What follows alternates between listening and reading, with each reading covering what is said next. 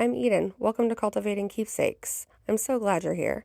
Today we're going to do a patriotic craft using this double house sign I got from Dollar General.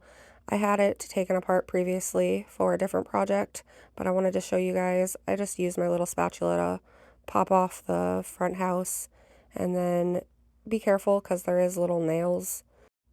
I did the same thing, just used my little spatula to pop off the roof pieces as well. And I wanted to show you that I did break a piece when I was popping it off, but it's not a big deal. We're going to fix it and you won't even be able to tell in the end.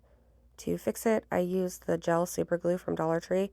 I really like this stuff. It works great and it's a lot less messy than the other super glue. You're just going to want to put a little bit on and then hold the two pieces together for a good 15 seconds so that it can set up. Then we're going to set that to the side so we can start working on the rest of our project. I got this star fabric from Hobby Lobby. We're going to put the house face down on the back side of the fabric and trace it out with a Sharpie. Then once you got the shape traced out, geez, can I talk? You're going to cut it out. Make sure when you're cutting though that you're not going over your line. It's better to have an excess of fabric than not enough. You can always cut the rest off later.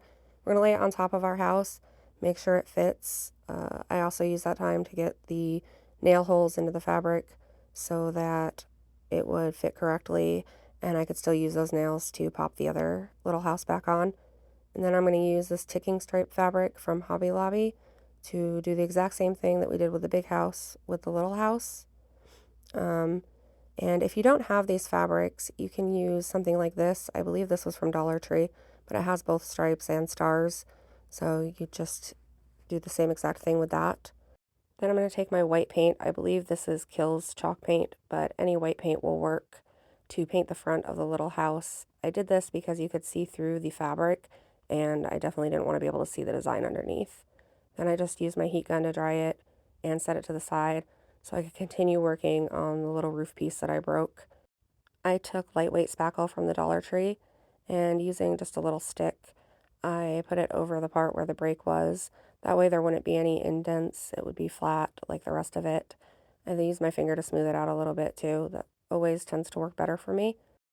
And then I took the big house piece and I used my Mod Podge mat from Dollar Tree to coat the front of the house. You're going to want to put a pretty good coat down because the fabric soaks it up real good. So once you got that done, you're going to put your fabric on top.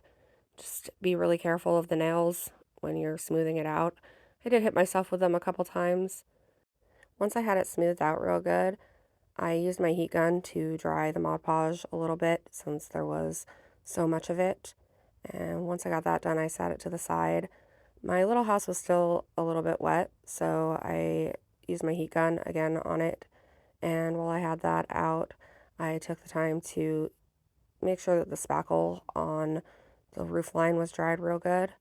Then I took my dark wax. You can use any dark wax. Mine is chalk teak.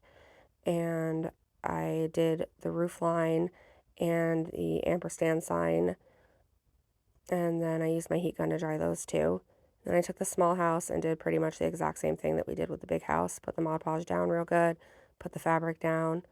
I cut off a little bit of the excess fabric and then used my heat gun on that as well. And then I took my Mod Podge again and coated on top of the fabrics. And then I used my heat gun a little bit, but I also set them to the side to dry. That way they would be, really good and dry. And then I took my pliers and straightened out the little nails. That way they would go right back into the same holes that they were in before, and attached my smaller house back onto my bigger house. Once I had that done, I took my roof line pieces and also lined them up, made sure they were good, and used my hot glue to attach them back onto the houses. You can, of course, use a different kind of glue if you want. Hot glue is just what I had, and it worked great. And once I got all of the roofline pieces on, I added my ampersand sign to the roofline of the smaller house so that it would be the stars and stripes. And I checked to make sure it was straight and everything, and it looked good. And then I took some more of that dark wax and I went around the edges of the entire thing to darken them up and give it a little more of a rustic vibe. You, of course, don't have to do this, it's optional. If you like the cleaner look, by all means, keep it that way. I just like it like this. I also took a tiny amount of the dark wax and went over the Blue Star fabric. Then I used the dark wax to do the sides of the whole thing. And then I took some rusted stars that I had and I moved them around a little bit to try to see where I liked them best. And that happened to be on the middle of both roof lines. Then I took my gel super glue that I got from Dollar Tree again and placed them both where I liked them. And then I used this twine that I also got from Dollar Tree. I got it in their nautical section. And I made a simple bow, making 2 loops around my fingers and pinching it in the middle and tying a knot around it. And then I attached that to the ampersand sign. And then I took these buttons that were also from Dollar Tree, played around with them a little bit to decide which ones I wanted. And when I figured that out, I used my hot glue to attach them to the center of the bow. I ended up using a white one and a blue one since the twine had the red in it. And then that's it. Our little Patriotic Stars and Stripes project is complete.